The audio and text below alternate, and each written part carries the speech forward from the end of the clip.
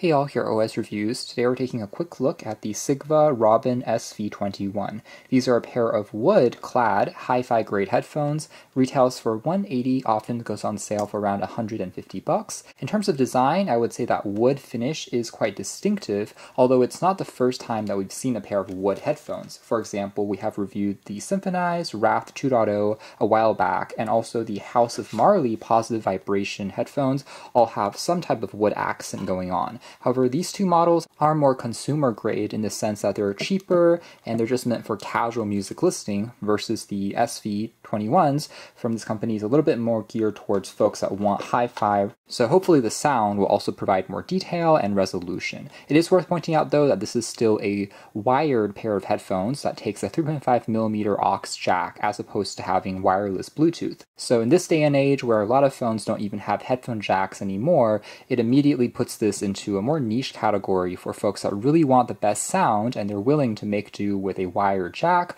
or have an adapter when they plug it into their devices. They are using custom 50mm drivers, relatively large. They are closed back headphones and they have a frequency range of 20 to 20,000 hertz, relatively wide, and they weigh 275 grams, which is actually quite light for something that is more of a larger style headphone like this. Now it does come in this rosewood color as well as a black, which is a little bit more sleek and discreet, but both of those have that classic wood finish. They have relatively low impedance, meaning that they can be driven by regular phones and laptops compared to more powerful headphones that may require an external amplifier to drive. So this one should be compatible with most devices. So other contents here include a fabric pouch that you can use to carry the headphones with you when you're on the go. It's branded by the company and it's quite soft.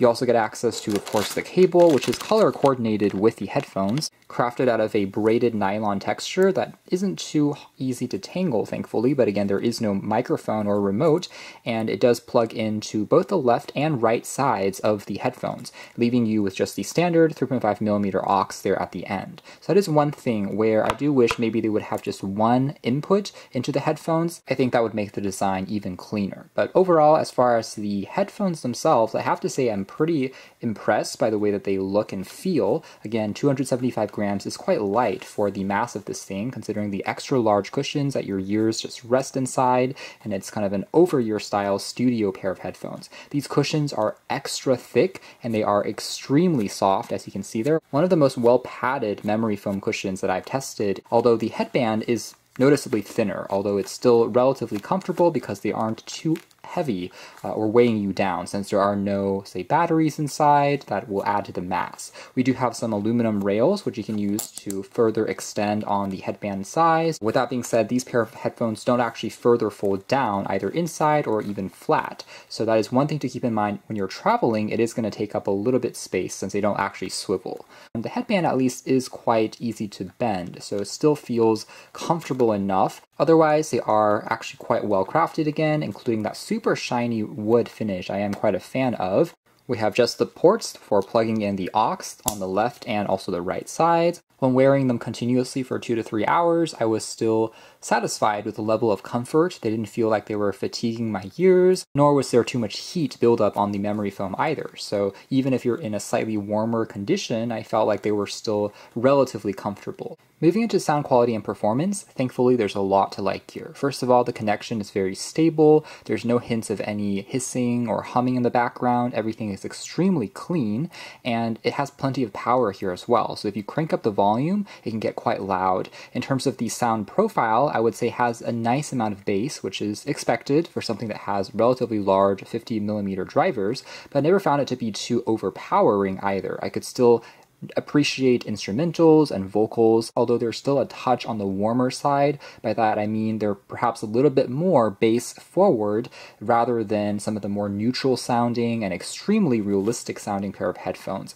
With that being said, I think most genres do sound very good with this tuning that you can further customize yourself using EQ controls, by the way. But for tracks like pop music, jazz music, instrumentals, I think it all shines quite well. And as corny as it sounds, it really does suck you into the music that you're listening to.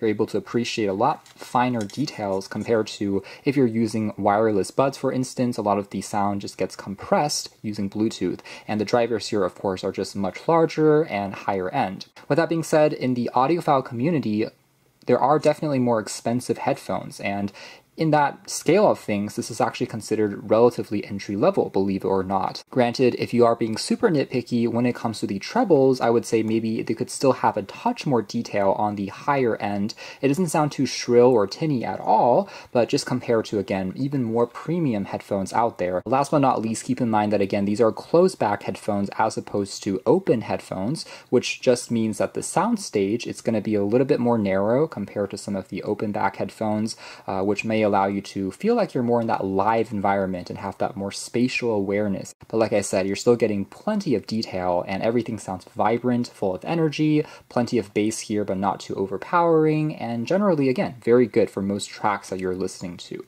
So after trying these out, I can understand why these Robin SV021s have gathered a little bit of a cult following in more of the budget audiophile space, just for being a pair of headphones that definitely look and feel more expensive than they are, and I would dare say sound even better than some headphones that may sell for $200 or even $300. You can check out additional details if you're interested in the links down below, but for now that's been our video. Thanks for watching here at OS Reviews. That's been the Sivga SV021.